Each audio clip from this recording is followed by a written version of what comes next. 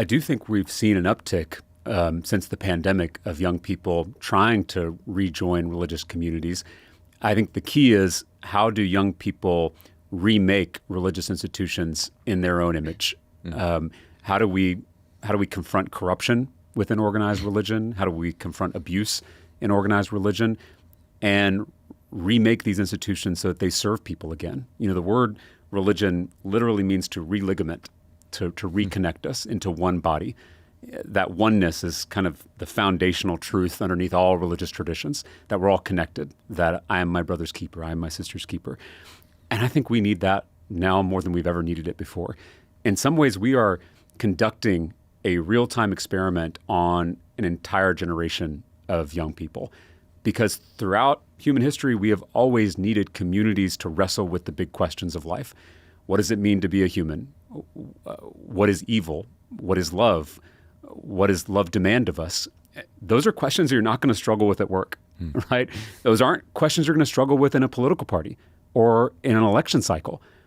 And so we're missing communities where you can have these conversations about the most fundamental questions in our lives.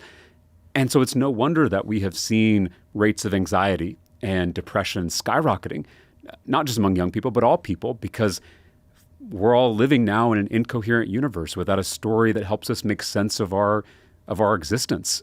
And so I at the same time can have deep concern about organized religion and the harm it does, but also know that there's a baby in that bathwater. And if we throw out the whole thing, we're throwing out something so fundamental to the human experience. And so the reason I went to seminary was to try to figure out how we could rebuild faith communities that are healthy and nurturing and affirming and help people be more loving. Because if Jesus says that you can judge a tree by the fruit that it bears, and so you don't even have to wonder if it's good theology. Just look at what it produces, and if it produces more hate and more division and less love, then it's not good. It's a pretty simple test. And so I have seen young people at my seminary and seminaries all over the country, at churches all over the country, stepping up to ask these questions and try to answer these questions. And that gives me a lot of hope for where religion and Christianity in particular are heading in this country.